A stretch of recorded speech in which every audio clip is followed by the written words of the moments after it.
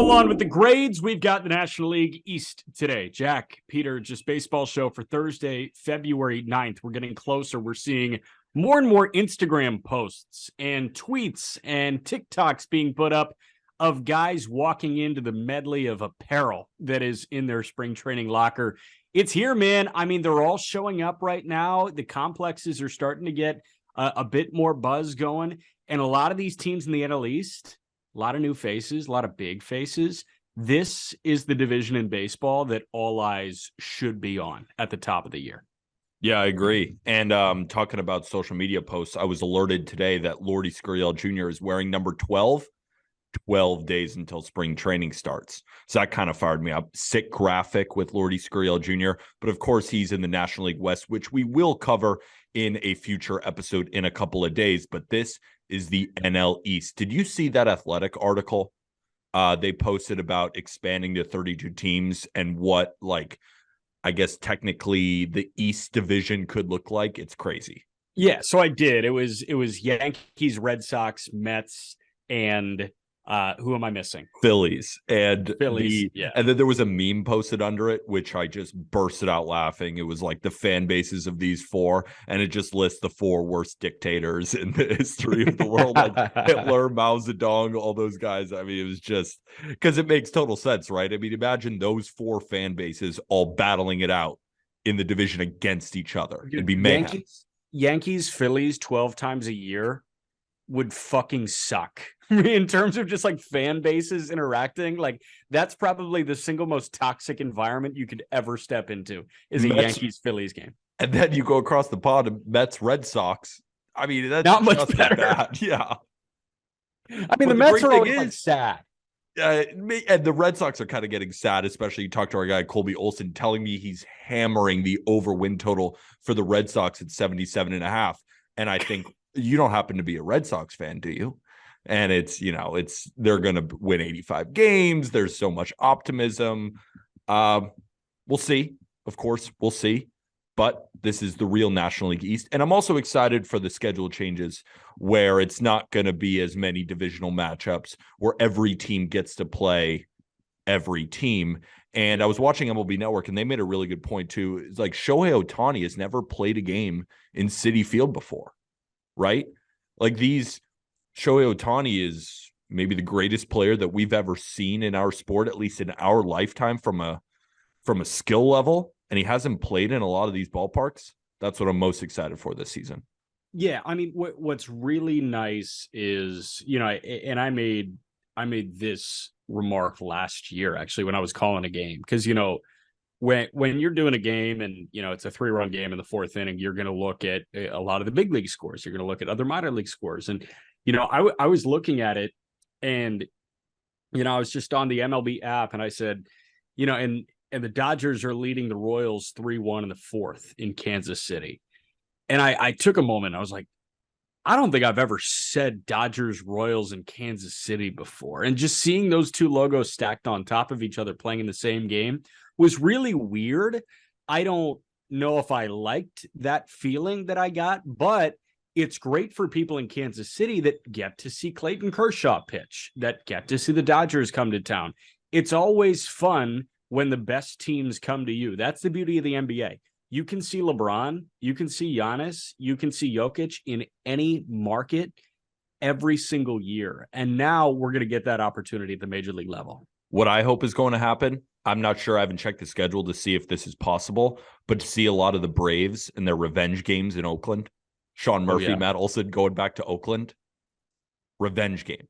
That's going to be the title of that Wednesday day game at 1 p.m., where it's Kyle Muller versus Max Fried, and the A's probably win that game.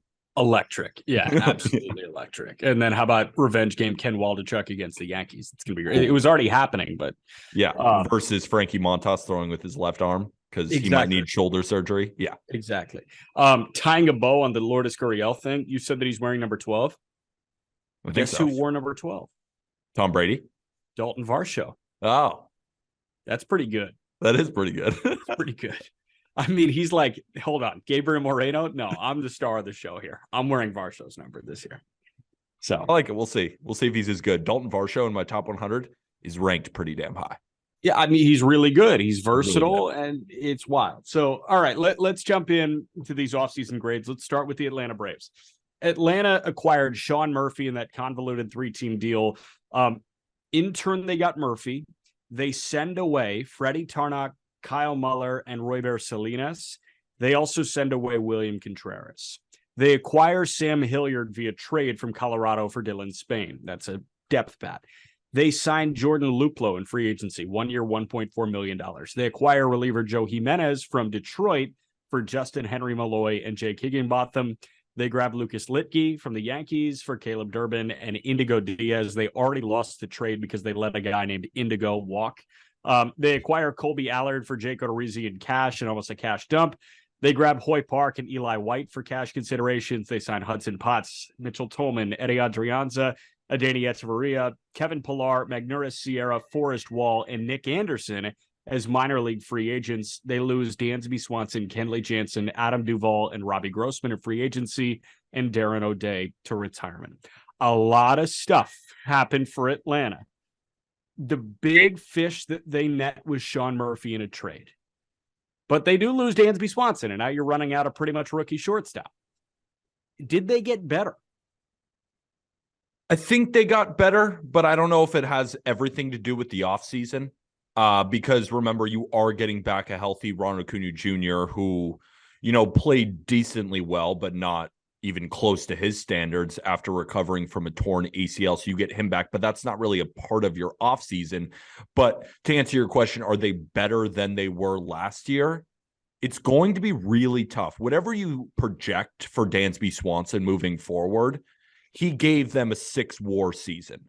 Like, that's really, really hard to replicate. I mean, Mookie Betts gave the Dodgers a 6.6 WAR. Dansby Swanson was near that for the Atlanta Braves. So you're going to have to replace him with Vaughn Grissom. But just talking about the offseason, they kind of stayed under the radar outside of that big Sean Murphy trade, but I like a lot of their smaller additions. I thought they had one of the better minor league free agent deals in Nick Anderson, because when he's healthy, he's proved he's one of the better bullpen arms in all of Major League Baseball when he was on the Rays. Well, two more that I like. Obviously, Adrianza, because he's my second favorite player, only behind Connor Joe, but also Weird. I really like Kevin Pillar as well. I like that addition because you run into health issues in the outfield all of a sudden, and God forbid Michael Harris get hurt. But if Michael Harris gets hurt, you have no backup center field option. Enter a guy that was a perennial Gold Glove candidate in Kevin Pillar who can buy you time in center field. And provides a lot of toughness, too. And also, I liked a couple of additions they made in their bullpen. Lucas Litke was a decent lefty for the Yankees. He's not going to be relied upon to, throw high leverage situations, but low leverage situations. I remember Lucas Litke always giving you those 3 outs in the 5th inning when you're up 3. And that's valuable in some cases. And Joe Jimenez with the Tigers was a really good reliever, too. Like, they made a lot of smaller moves. But you look at this team, and I think to myself, why shouldn't they be the favorites to get out of the National League and face whoever they face in the American League in the World Series? I think this team is that good. They've got the billion-dollar team breathing down their necks, which is the problem, and we're going to get to them in a moment. But I don't necessarily know if they got better or not. I think they kind of held serve. But I can't give them a C for that, because they had so much ammo already. They didn't need to do much. And what did they do? They upgraded massively at catcher without giving away too much. Like, I'm swapping William Contreras for Sean Murphy any day of the week when I don't have to sacrifice any depth. Like, what are you sacrificing? Kyle Muller and Freddie Tarnok? Like, you've got Ian Anderson, you've got Jared Schuster, you've got Bryce Elder. There's enough starting pitching depth here. I go with a B. They would be an A or an A+ if they retain Dansby Swanson. And I know that they have confidence in Vaughn Grissom, but I can't give them an A by trusting Vaughn Grissom at this point. You know what I mean? I totally understand. I gave them an A-. I think the Braves, if they had any holes, they filled them with really good big leaguers like Travis d'Arnaud and William Contreras. They were a great catchers duo. Contreras, of course, playing a lot of DH, but Sean Murphy is a top 5 catcher in this game. Like, I think undisputed. And you add him along with those bullpen guys, and you just mix and match. Like if they had a hole, they filled it. And the only one they left open was shortstop, but they have a lot of faith in Vaughn Grissom, but also they have Orlando Arcia as a backup there who they know can play defensively, and they may not even care about the bat if Arcia wins that battle out of camp because his glove is so sound. And even in a limited sample, he was better for them. Also, they're getting back Ozzie Albies. I think this team is prime for a World Series run. I give them an A- because their job wasn't to make huge, enormous splashes because they already have a great rotation. They already have a great bullpen. They already have a great lineup. They're getting back Albies. They're getting back Acuna. What did they have to do? They did everything except get Dansby Swanson. That's why I don't think we can dock them, because they had a job and they did it really well. Similar to the Mariners, similar to the Astros, teams like that. They had holes. They filled them. I give them an A-.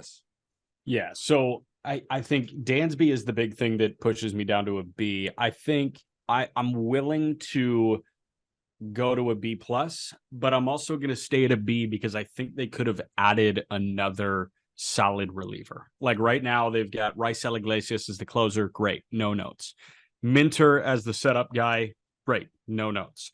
Jimenez, McHugh, Litke, Kirby Yates, Dylan Lee.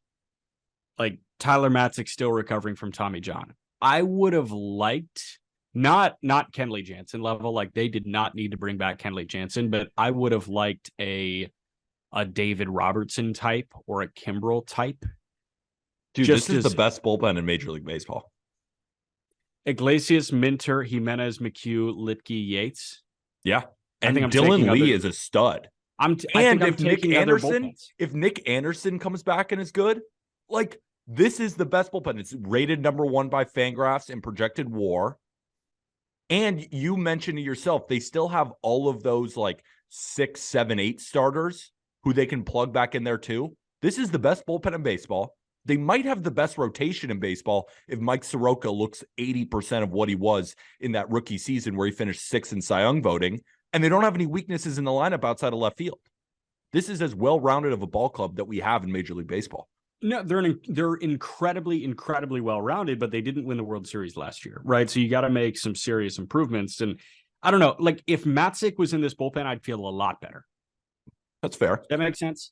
That's fair. So while it's still good, they could have been over the top because they're competing with a team that pushed themselves over the top and then some. That's fair. That is fair. So I'm going to stick with B. You go with A-. Yep. All right. The Mets.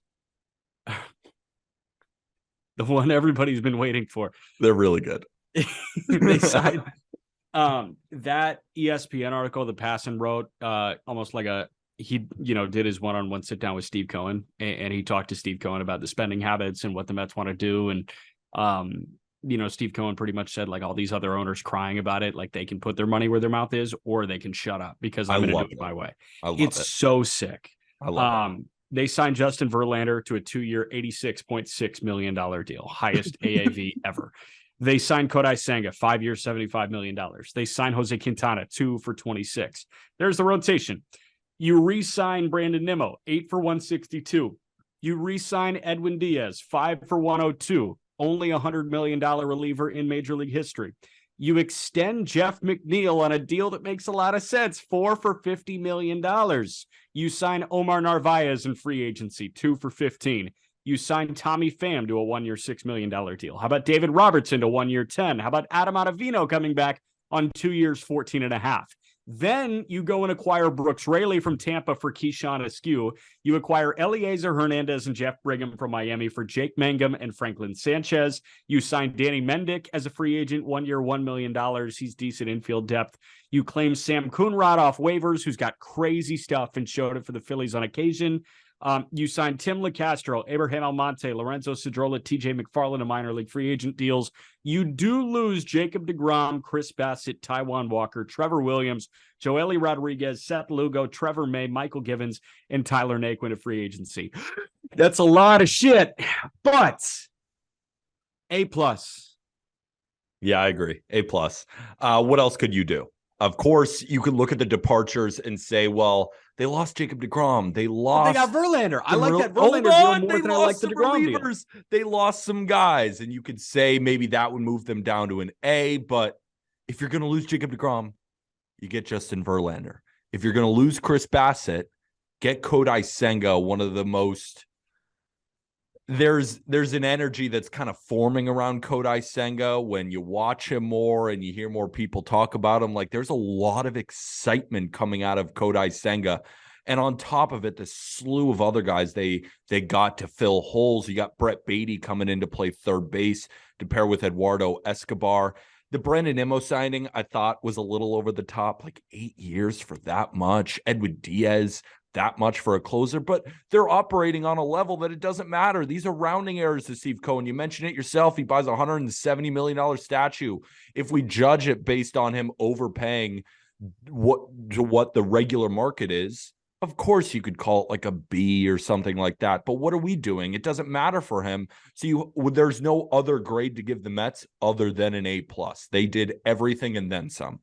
Okay, so would you rather see, if you are sitting in Billy Epler's office and you have the ability to give Edwin Diaz $102 million, make him the highest paid closer ever, coming off of a 1.3 ERA, coming off of a sub-1 FIP, I do believe. Would you rather have him on your team for $102 million or watch somebody else sign him for 90 and say, yeah, that was probably too much for that guy. It's probably not going to work out. Yeah, I'd much rather have him on my team for $102 million. But I also didn't hear a soul saying they would give him 90. And the biggest contract of all time, I think, is Aroldis Chapman for around 85 million, or a reliever around that price tag. Yeah, but Diaz earned that, man. And he backloaded it too, so he's going to be paying, getting paid for years and years. I mean, yeah, exactly. Like, we could cut holes in it. I'm not like here to say, oh, what a terrible deal. It might age poorly. Who cares? Like, literally, who cares for Steve Cohen? So I was thinking about an A, and if they did go through with the Correa thing, sweeping in under San Francisco, they would get an A+.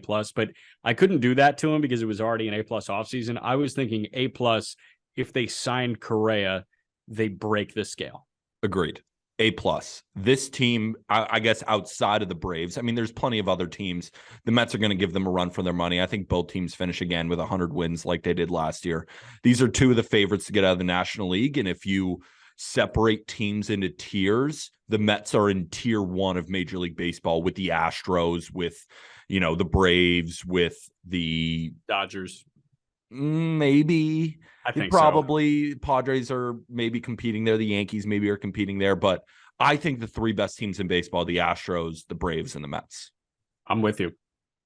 Like, it's so cool, and it's got to be so refreshing for Mets fans. And I remember, we had Fink on the Just Baseball show. I think it was just him waxing poetic about all this shit with me. Like, it was one day that you and Aram were unavailable, and I said, you know what, like, they just I think this was right after the Verlander thing. And I was like, I mean, we just got to have you on to talk about Steve Cohen going for it. And I remember asking him, Ryan Finkelstein, our managing editor, who's also launching Who's Better Baseball, which is like our debate type show.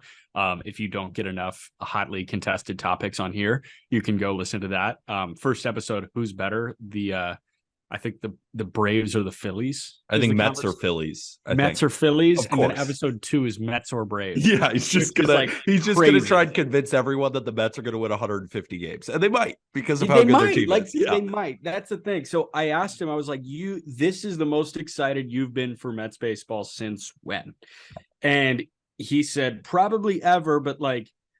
If you had to compare it to a time, it's those peak David Wright, Jose Reyes years when they had Johan Santana, and he was 10 years old for that, or 12 years old for that. So yeah, but this is the best team since 1986. No, this is on paper, this is a better team than 1986. Yeah. Like, this is the greatest team on paper in Mets history. If they put it together on the field, I mean, like, it kind of reminds me. Yeah, it kind of reminds me. So I'm writing up my college baseball betting preview, 5 teams that I think can win the national championship or the College World Series. And the Mets kind of remind me of LSU, with Dylan Cruz, of course, and they killed the transfer portal. They brought in the former Minnesota Twins pitching coach to be their pitching coach. Like it's the Avengers assembling, basically. But we saw with Tennessee last year, historic regular season, didn't come away with a win in Omaha. LSU could be the same thing. By a value perspective, the Mets are at the top of, World Series odds and all that. But it doesn't mean that the best team always wins on paper. Right. And the Mets will have to deal with that. But again, on paper, I mean, this is as exciting a product as we have in the game, that every single day the Mets play baseball, you're going to want to turn on the TV.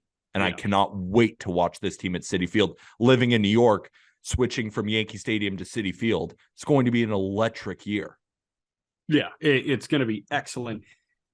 How many, let's see, you went to what, like 6 or 7 Mets games and 5 or 6 Yankee games? Oh, more. I think I went to 15 Mets games and like 10 to 12 Yankee games. Okay, so you went to more Mets than Yankees. More Mets than Yankees. All my friends here are Mets fans, so it's like a friend would have season tickets here, another friend would be like, we're going to the game. Chris Longo, who we work with all the time from Den of Geek. I'm in Den of Geek and Just Baseball Studios, huge Mets fan. Our editor, Will Cohen, huge Mets fan. So I'm just always finding myself at Citi Field, especially because tickets are a little bit cheaper. Not so sure they're going to be cheaper this year. Chris Longo, I ran into him in Milwaukee. I was in Milwaukee and I was at Bucks Clippers, and he texted me, was like, I'm at this game. Haha. I emailed him today asking him for something, and he said, "Hi, Jack. Great running into you in Milwaukee. What a little gem of a Midwestern city." It's like, I love, mid-20s people just trying to converse in a professional way, which is just hilarious. Yeah, man. I mean, I don't know if they're going to be the hottest ticket in town because the Yankees also had a really good offseason and they made a certain someone the captain of the Yankees. So I have no idea like what the ticket prices are going to look like. All I know is you've got 2 of the 5 best teams in baseball in New York City, and that's freaking awesome. Awesome. Phillies. This team just went to the World Series too. Yeah. Like this is a loaded division. This team just went to the World Series. And they add a $300 million guy. Quality over quantity was the name of the game for the Phillies. They do lose Zach Eflin, Corey Knebel, Noah Syndergaard, Kyle Gibson, Gene Segura, Zach Eflin to free agency. But they signed Trey Turner in free agency, 11 years, $300 million. They signed Taijuan Walker, 4 for $72 million. You go and grab Josh Harrison to take the place of Segura. That was 1 for $2 million. You signed Craig Kimbrell to a 1-year, $10 million deal. You acquired Gregory Soto and Cody Clemens from Detroit for Vierling, Maton, and Donnie Sands. And you signed Matt Strahm in free agency for 2 years, $15 million. We've perpetually talked about the Phillies bullpen issues. They looked right, still somewhat flawed, but a lot better during that postseason run. They got much better by adding Kimbrell and Strahm. We've talked about the middle infield, right? Is Stott the shortstop? No, Trey Turner's the shortstop. Stott's the second baseman. And now you've got good depth with Josh Harrison. Taijuan Walker is a 3. We talked about rotational depth. They didn't really have it. They got a little bit deeper. They addressed everything that caused them to fall short of Houston in the World Series. Yes. If you look at each move in a vacuum and you just look, did they get the better deal or did they get the worse deal? I think they overpaid for Gregory Soto. I thought the Trey Turner contract was enormous. Yeah, he probably has earned it, but he's a guy who relies on, a lot of his speed, and how is that going to age? But he was going to be a $300 million shortstop. He was going to be a $300 million shortstop. You have a guy like Craig Kimbrell, who I would not hand the ball to in any high leverage situation at this point in his career. And Taijuan Walker, I'm not a big fan of his either. So you look at a lot of the individual moves, and I could make the argument this was a C- offseason in terms of each individual move. But similarly to the Mets, they are in a position where they have money to spend, and they are in win now mode, and they have Andrew Painter, the next great ace in our league. I think we're all kind of square on that at this point. Number 1 pitching prospect. The Just Baseball Top 100 is going to come out, and he's going to be ranked very high. And if he doesn't, for some reason, crack the rotation, he might be the number 1 overall prospect at season's end.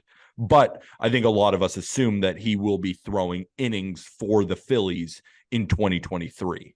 Yeah. This team is better than they were last year, and they made the World Series. So while each individual move, there's some that I like. Matt Strahm, I like that sign. I like that one. Yeah. But I'm going to give them a B plus. It's way different than the C minus in terms of the grades because their job was to get better and they did their job. And who am I to say that these deals right now won't age well? Because that's not the point. So I'm going to give them a B plus, even though I think the moves in itself was a C minus. Dave Dombrowski did his job. He did, and he did it rather effectively. So you go B plus. I'm actually going to go A minus because I really think he did his job. Like, well, I think they got much better. And like I just laid out before you gave out your grade, each thing that they needed to improve in was addressed, right? Middle infield depth. They got Josh Harrison. Bullpen help. They got Soto. They got Kimbrel. They got Strahm.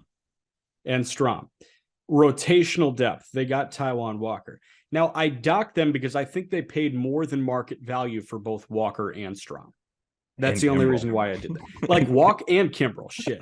But I mean, Taijuan Walker's a $72 million guy. No, he's not. No, he's not. No, he's not. Like, he's good when he's good, but when he's bad, like, he's bad a lot. So yeah, that's he's coming off a good year, does a good year and decent stuff and a lot of frustration for his previous fan bases just because, like, you know what's in there. Is it going to click all the time? No. Is that $72 million worth of Taijuan Walker? I don't think so. I'd rather have Tyone, who got $68 million. I'd rather have Tyone as well than Taijuan Walker. I'd rather have. You don't have faith. You don't have faith in Taijuan Walker starting Game 3 of the playoff series. You don't. Yeah, I was just going to go. I was just going to go to Bassett. I think I'd rather have Bassett than Taijuan Walker. I would too. Yeah. So I'd rather have Kodai Senga. Right now, you can hedge some of that reliability that you get with Wheeler and Nola with some volatility in Walker. So I don't blame them for that. I'd much rather have Kodai Senga. He's a decent starter. I mean, it's not like he's going to kill you, and he'll probably be pretty decent in his first year. That's why it's like, they got a pitcher who can throw a lot of innings and play pretty well. Like, are we going to judge year 3 and year 4 of the contract when they're in win now mode? Not particularly. Right. So I think we're thinking the same way. I'm just a half letter grade higher than you. Like, you're B plus, I'm A minus, because I don't necessarily hate the moves in a vacuum. I'm not saying you hate them, but you don't like some of them. I see why they did them, but I thought they paid too much for them. So that's why I docked them a little bit less. So I've got A minus, you've got B plus. Understandable. And this is also a team that, I've said during the regular season last year, I said it during the playoff run when I was betting on them to win every series, is that this team is built for the playoffs. In a regular season format over 162 games, the defense is still not very good. They have some pitchers at the back end. Their bullpen isn't great. But when it comes down to the playoffs, when these rosters shrink a little bit and it's based on your stars, do they have stars? Bryce Harper is going to miss a good chunk of the season, but when he comes back, he's going to light this world on fire. JT Realmuto remains the best catcher in baseball. Maybe Adley by the end of the year, but right now it's JT Realmuto. You look at first base, Rhys Hoskins is going to give you 30 and 100. You got Trey Turner, one of the best shortstops in Major League Baseball. You have Alec Boehm, who we believe is going to have a big breakout year. Bryson Stott, we love him. Kyle Schwarber is going to hit 40-plus home runs again. Nick Castellanos couldn't be any worse. And Brandon Marsh in center field is a really good defensive player and has some upside with the bat. They are very well-rounded, and that's not even mentioning the duo of horses with Nola and Wheeler, who are both at least close to top 10. I think Wheeler is as good as any pitcher in baseball when he's healthy. Well, and think about this. They might have just paid $70 million for a guy that might not be in their playoff rotation, right? Because it'll be Nola, Wheeler, Ranger Suarez. I'm starting Ranger Suarez in the postseason game before Taijuan Walker. Me too. You see him against the Astros? Dog. Right. If Painter's Kirby 2.0, Painter is getting the ball before Taijuan Walker is. Yeah, I'd give him it now. This team is going to be such a fun watch. And I know, all right, broadcaster nerd here, but with John Kruk in the booth for this team, like it's just must watch as many times as I can. I love John Kruk. Love John Kruk. Him and Braden are my favorite. I don't Braden's know. so good. Braden is so my good. favorite. Kruk is in the top 5. Like, I love him as that color guy. Yeah, Kruk's so good. I like both the Chicago guys, Steve Stone and Deshays. Obviously, Gary, Keith, and Ron with the Mets are excellent. But, I mean, there's something about Tom McCarthy and John Kruk that's just Love elite for the love Phillies. The Marlins, here's what they do.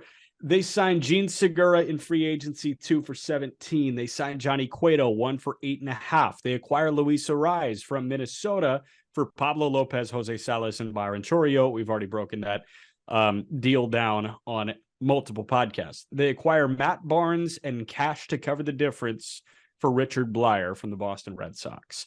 They acquire JT Chagua and Xavier Edwards from Tampa for Marcus Johnson and Santiago Suarez.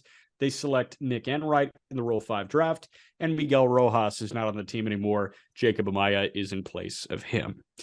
I mean, like, there's some stuff, and like I think they got better. But it's the Reds conversation, right? Like, they don't have a big financial pool to swim in, so Yeah, with all due respect to the Marlins fans listening, this podcast got real boring real quick.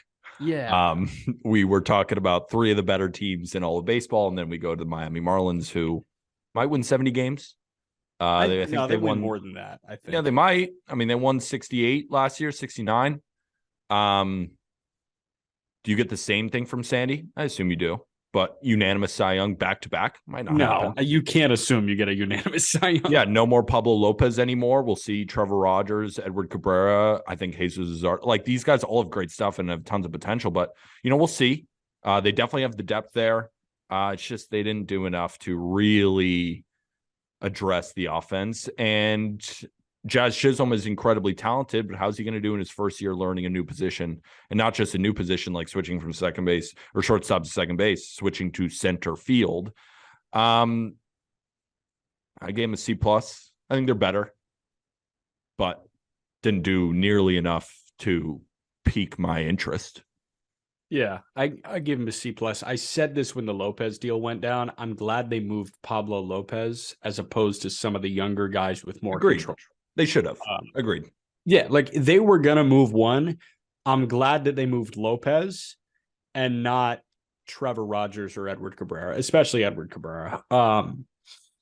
Yeah, man. I mean, I think I'll go with a C+ as well, just because, they got a little better. You should feel good about the offseason if you're Kim Ng, if you're a Marlins fan. Should you? I'm so by Marlins standards, yes. But this team, in nobody's wildest dreams, is contending for a wild card spot. There you go. It's a different race. I mean, they are Brentford or Nottingham Forest. And the 3 teams that we talked about above this are Man City, Arsenal, and Tottenham. Like there's no comparison. Yeah, I don't have anything to add to this. They're going to pitch. They're not really going to hit. It's going to be a lot of the same as last year.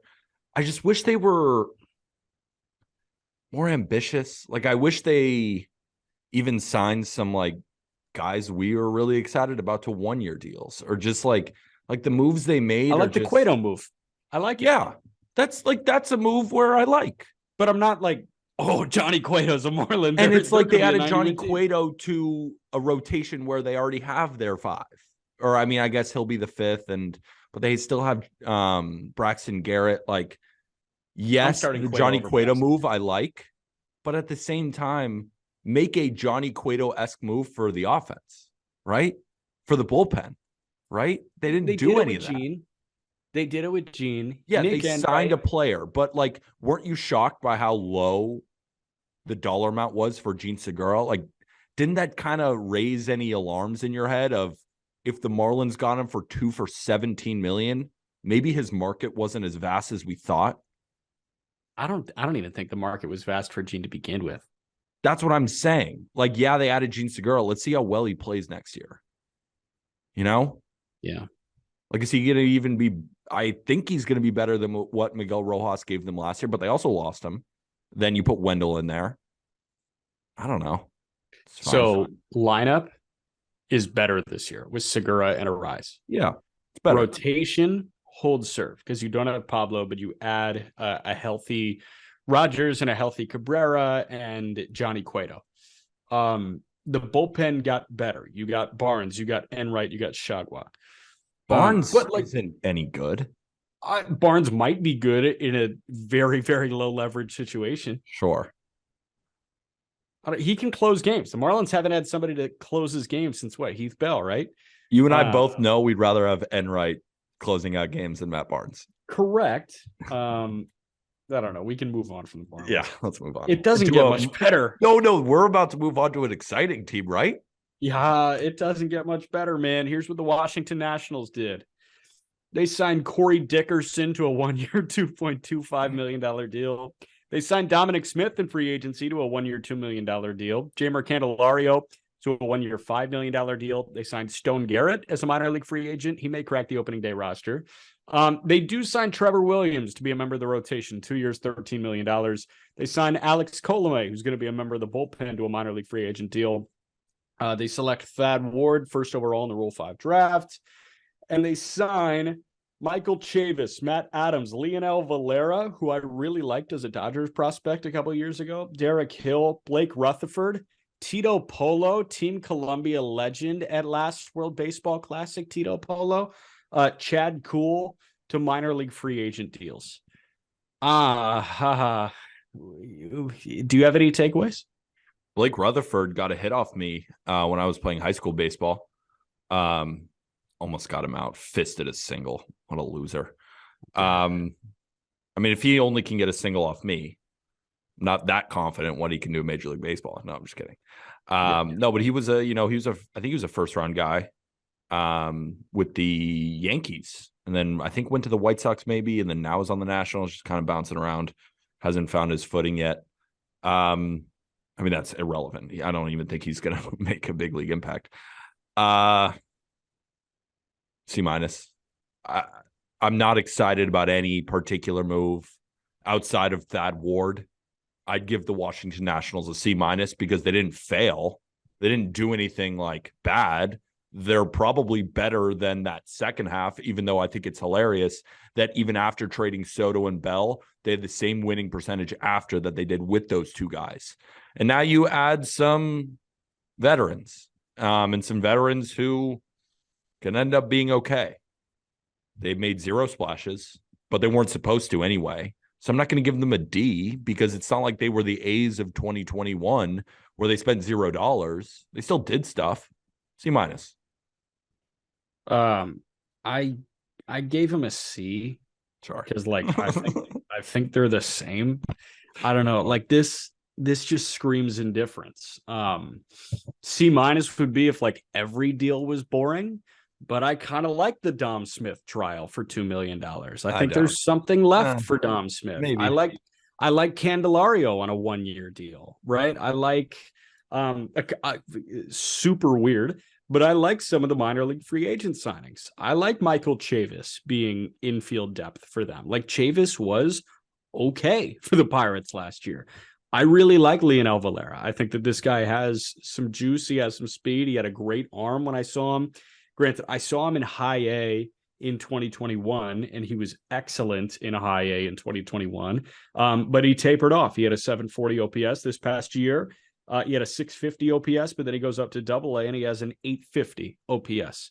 So I mean, he can still kind of hit it. I think they're hoping that he can tap into something, but he's 23 years old. He turns 24 on July 9th. So if this is a AAA infielder that you can call up if depth requires, then so be it. I don't think you convinced me to get off my C-. No, that's fine. That's fine. Like no, but I like Candelario. I like that move. This whole thing just screams indifference to me, and that's why it's a C. It's the most 50th percentile average. Like it's nothing about this offseason should excite or disappoint me with the Washington Nationals. We just graded an incredibly polarizing division. Incredibly polarizing. You have as good as it gets at the top and as bad as it gets at the bottom. And we'll see what happens. I can't wait for the season, dude. It's going to be awesome. We have so much stuff coming on justbaseball.com.